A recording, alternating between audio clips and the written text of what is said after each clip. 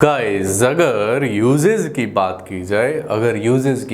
की जाए तो ए और एन जो कि इंडेफिनिट आर्टिकल कहा जाता है वो सिंगुलर काउंटेबल नाउन के पहले ही आता है।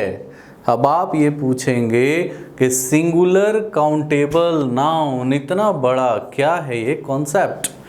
याद रहेगा सिंगुलर यानी कि वो सिंगल होना चाहिए। मैंने बताया था ना आपको इंट्रो वाले क्लास में कि सिंगुलर और प्लूरल किसको बोलते हैं। सिंगुलर का मतलब एक अकेला इंसान, प्लूरल का मतलब ढेर सारे लोग। तो ए और एन हमेशा एक के साथ यूज होगा, हमेशा एक के साथ ही यूज होगा गाइस। अ बॉय एक लड़का है ना, अ बॉयज गलत होगा। एसएससी आपको यहीं पे अ बॉयज करके देगी। आपने ये ध्यान में रखना है कि ए और एन सिंगुलर काउंटेबल नाउन के पहले ही यूज हुआ करते थे। तो ध्यान से गाइस, सिंगुलर काउंटेबल नाउन का मतलब वो सिंगुलर हो और काउंट किया जा सके। अब ध्यान में रहे, काउंटेबल किसको बोलते हैं? जिसको काउंट किया जा सके। लड़के आप काउंट कर सकते हैं ना, दूध मिल्क काउंट कर सकते हैं क्या? नहीं। दूध में बूंदें तो नहीं गिन सकते ना। और ढेर सारा चावल है उसको भी काउंट नहीं किया जा सकता है। तो गाइस हाँ, अ ग्रेन ऑफ राइस जरूर बोलते हैं।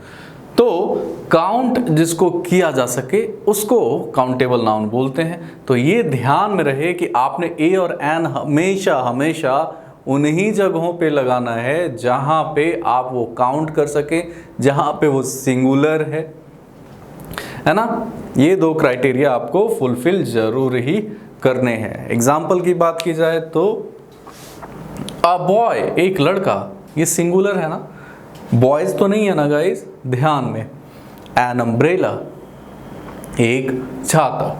डिफरेंस आएगा डेफिनिट आर्टिकल में गाइस। इसका यूज आप सिंगुलर, प्लूरल, काउंटेबल या अनकाउंटेबल सब में कर सकते हैं। आजाद हैं आप, है ना। सिंगुलर, प्लूरल, काउंटेबल और अनकाउंटेबल हर जगह पे द का यूज आप कर सकते हैं। आप आजाद हैं। जैसे द बुक, ये वही किताब है जो मेरे टीचर ने रिकमेंड किया था। This is the book which was recommended by my teacher, है ना। The book, the books, please remove the books on the table, है ना। ये जो ढेर सारी किताबें फैली है ना जो उसी टेबल पे हैं, उसको हटा दीजिए। द मिल्क, और अनकाउंटेबल के साथ भी आप द यूज कर सकते हैं। तो इसमें कोई भी बाउंड या फिर आपके ऊपर शर्त नहीं है द के साथ, लेकिन ये ए और एन शर्तों के साथ आता है। तो चलिए गाइज अब आगे बढ़ते हैं। तो गाइज अभी तक आपने द का यूज देखा। द को डेफिनिट क्यों बोला जाता है? अगर किसी को खास बनाना है, अगर किसी को खास को बुलाना है, किसी खास को बताना है तो द का यूज करना है। आइए अभी एक्सरसाइज हम करते हैं। 10 क्वेश्चंस आपके सामने वाइट बोर्ड पर लिखा है मैंने, आप उनको ज़रा देखिए और अपने कॉपी पे नोट डाउन कीजिए और अपने आंसर्स मिलाइए गाइस कि आपके कितने आंसर्स सही हैं, है ना। चलिए स्टार्ट करते हैं। यहाँ पे आप देख रहे हैं 10 क्वेश्चंस। फर्स्ट है dot dot dot cow gives dot dot dot milk. क्या यहाँ पे द या फिर यहाँ पे द या फिर कुछ भी नहीं? आपके पास ये भी ऑप्शन है कि आप ना तो यहाँ पे द लगाएं ना तो यहाँ पे द लगाएं। यहाँ पे कुछ क्वेश्चंस ऐसे भी हैं और याद रखिएगा यहाँ पे बहुत लोग अटकते भी हैं गाइस, तो ध्यान से बताइए। काउज गिव मिल्क, क्या यहाँ पे द आएगा? सोचिए ज़रा। यहाँ पे cows of Ram give a lot of milk, क्या यहाँ पे द आएगा? चिल्ड्रन लाइक स्वीट्स, क्या इन दोनों जगहों पे द आएगा? सोचिए ज़रा।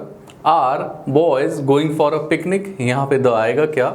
गोल्ड इज नॉट प्योर, क्या आएगा द गाइज? ध्यान से। Gold of India is famous, क्या यहाँ पे आएगा? बीट बॉयज यहाँ पे आएगा। Water in that pot is dirty, क्या यहाँ पे आएगा? या फिर honesty has strength. So guys hopefully आपने पूरा ही एक्सरसाइज देखा, क्वेश्चन नंबर 10th तक अपने कॉपी में लिख कर किया होगा। चलिए मैं आपको एक एक क्वेश्चन एक्सप्लेन करता हूँ और बताता हूँ इनका detailed answer with detailed explanation. चलिए स्टार्ट करते हैं। यहाँ पे पहला क्वेश्चन है काउ गिव्स मिल्क, दो जगह आपको फिल इन द ब्लैंक्स करना है। गाय दूध देती है। याद कीजिए जब द को मैं एक्सप्लेन कर रहा था, सबसे पहला चीज़ मैंने ये बताया था, किसी भी स्पीसीज़ के पहले अगर द लग जाएगा तो पूरे ही प्रजाति का बोध होता है। द डॉग का मतलब कुत्ते की पूरी प्रजाति, द काउ का मतलब गाय की पूरी ही प्रजाति। इस पृथ्वी पे जितनी पाई जाने वाली गायें हैं हम उनको द काउ से बुला सकते हैं। अगेन आइए क्वेश्चन पे, क्वेश्चन का सेंस समझिएगा। इस पे कहना ये चाह रहा है कि गायें दूध देती हैं, तो बिल्कुल देती हैं। पृथ्वी पे जितनी गायें हैं वो सब की सब दूध देती हैं, इसलिए यहाँ पे द लगेगा।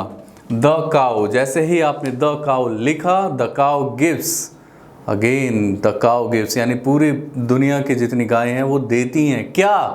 दूध। तो द मिल्क नहीं आएगा गाइस। द मिल्क तो एक ऐसा हम बोलेंगे जब हम किसी पर्टिकुलर दूध के बारे में बात कर रहे हैं, है ना, कि उस बर्तन में रखा हुआ दूध, है ना, the milk in that pot, है ना, तब हम द लगाएंगे। मिल्क तो जनरल टर्म है ना, तो मिल्क तो ये गाय दूध देती है, तो नॉर्मल दूध की बात हो रही है, किसी खास दूध की बात हम नहीं कर रहे हैं, तो यहाँ पे कुछ भी नहीं लगेगा। Next guys, cows give milk, cows give milk. Again guys मैंने उस आपको सबसे पहले बताया था कि दो चीज़ों से, दो प्रकार से, दो टाइप से आप लिख सकते हैं, स्पीसीज को दर्शा सकते हैं। जैसे अगर आप लिखेंगे द डॉग इज़ फेथफुल, तो इसका मतलब दुनिया के तमाम कुत्ते फेथफुल होते हैं। अगर आप ऐसे भी लिखते हैं डॉग्स आर फेथफुल, प्लूरल में लिख देते हैं डॉग्स आर फेथफुल, वो भी करेक्ट है गाइज। ये दोनों का मतलब करेक्ट है, बस लिखते अलग अलग तरीके से हैं, तो आपने फंसना नहीं है। अगेन यहाँ देखिए काउज गिव मिल्क, तो जैसे ही काउज है प्लूरल है, यहाँ पे कुछ भी नहीं। आप अपने टिक करते रहिएगा, मार्क्स बताते रहिएगा। चले काउज ऑफ राम, याद रखिएगा किसी खास गाय की बात हो रही है। किसकी गाय? राम की गाय। जैसे ही किसी खास गाय की बात हो जाती है तो यहाँ पे हम द लगा देंगे, the cows of Ram.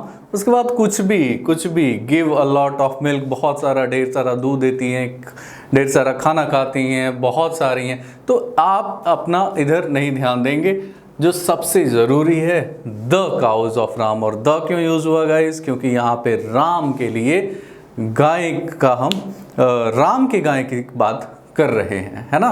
Next guys, children like sweets. Again children like sweets, particular दुनिया में जितने भी बच्चे हैं, अब एक्सेप्शन छोड़कर अधिकतर को मिठाई बहुत पसंद होती है। आपको भी पसंद होगा, होपफुली, हो सकता है नमकीन भी पसंद हो, लेकिन बचपन में यूजुअली ये देखा जाता है कि बच्चों को मिठाई बहुत पसंद होती है। तो गाइस यहाँ पे नॉर्मल बात की जा रही है, चिल्ड्रन लाइक स्वीट्स, तो द चिल्ड्रन हम नहीं रखेंगे। हाँ, द चाइल्ड जरूर लिख सकते हैं, क्योंकि ये ऑलरेडी प्लूरल है, चाइल्ड का प्लूरल चिल्ड्रन, है ना। तो अगेन ये भी देखिए, यहीं जैसे ये दोनों क्वेश्चन था ना, सेम इसमें भी वही फॉलो करेंगे। द चिल्ड्रन लाइक स्वीट्स नहीं होगा, सीधा सिंपल सा मीनिंग चिल्ड्रन लाइक स्वीट्स, यानी कि यहाँ भी ना तो द और ना वहाँ पे द। नेक्स्ट चलते हैं question number 5, are boys going for a picnic. क्या बच्चे लड़के पिकनिक के लिए जा रहे हैं? किसी ने पूछा कि क्या पिकनिक के लिए जा रहे हैं, तो किसी पर्टिकुलर ग्रुप, किसी पर्टिकुलर बच्चों के बारे में बात की जा रही है, किसी पर्टिकुलर स्टूडेंट्स के बारे में बात की जा रही है, तो यहाँ पे द लगेगा guys. Are the boys going for a picnic, are the boys going for a picnic. तो किसी खास ग्रुप के बारे में बात हो रही थी, इसलिए यहाँ पे द लगेगा। Next, gold is not pure. Gold is not pure, याद रखिएगा इस वर्ड का, इस सेंटेंस का जो एक मीनिंग निकल कर आएगा, गोल्ड इज नॉट प्योर, ये जनरल टर्म्स में बात की जा रही है। अगर खास गोल्ड यानी the gold of America, America का गोल्ड प्योर नहीं होता है तो वहाँ पे द लगाएंगे, लेकिन यहाँ पे पूरे ही गोल्ड, दुनिया में पाए जाने वाले गोल्ड की बात की जा रही है, जनरल टर्म्स की बात की जा रही है, तो यहाँ पे आप कुछ भी नहीं लगाएंगे। यहाँ पे जनरल टर्म्स की बात हो रही है, गोल्ड इज नॉट प्योर। हाँ, अब यहाँ पे देखिए, जैसा मैंने आपको एग्जांपल बताया था कि अगर किसी खास गोल्ड की बात की जाए तो यहाँ पे द गोल्ड ऑफ इंडिया, यहाँ भारत के इंडिया की बात, भारत के गोल्ड की बात की जा रही है, जो कि क्या है, फेमस है ना। तो again guys, the gold of India is famous, the gold of India is famous, खास गोल्ड की बात की जा रही है। अगेन, बीट, मारो, मारो, किसको मारो, द बॉयज, उन खास लड़कों को मारो। ऐसा नहीं कि गली में कोई भी लड़के मिले और उनको कूटना स्टार्ट कर दिया, नहीं, मारो किसको, द बॉयज, उन लड़कों को मारो। Beat the boys. नेक्स्ट चलते हैं, वाटर इन दैट पॉट, एक खास बात की, एक खास पानी की बात हो रही है। कौन से पानी की, उसी बर्तन में पानी की, यानी कि वाटर इन दैट पॉट क्या है, डर्टी है। Water in that pot is गंदा, water in that pot is गंदा, है ना। तो यहां पे हम लगाएंगे the water in that pot is dirty. Got it guys, got it, मुझे पता है। ऑनेस्टी हैज अ स्ट्रेंथ, यहां पे भी लास्ट वाले सेंटेंस में भी हमने एक जनरल टर्म्स की बात की है गाइज, यहाँ पे कुछ खास बात नहीं की है, जनरल टर्म्स की बात की है। ऑनेस्टी, जो कि ईमानदारी के पास ताकत होती है। आप एक किसी ईमानदार से बात करें तो अपने स्ट्रेंथ से बात करता है ना। आपने भी अगर CGL क्वालिफाई करना है गाइज, ईमानदारी ज़रूर रखिएगा। अगर आपने कहीं पे भी गलत किया डिपार्टमेंट में, आप आज न कल पकड़े ज़रूर जाएंगे, याद रखिएगा गाइस, याद रखिएगा।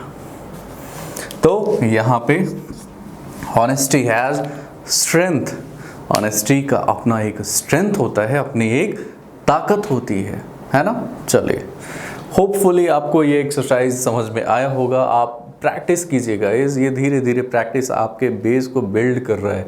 जब आप बड़ी इमारत खड़ी करते हैं ना, तो बेस में एक एक ईंट लगा कर आप अपना बेस बनाते हैं गाइस। इन एक्सरसाइजेस को करके, इनको समझकर, इन क्वेश्चंस को बार बार प्रैक्टिस करके आप उसी बेस के एक एक ईंट को लगा रहे हैं, जिस पे आपका शानदार इमारत खड़ा होना है। इसमें कोई भी शक नहीं है गाइस, नहीं है। आपको मैंने इनिशियल वीडियो में बोला, you are the man of action.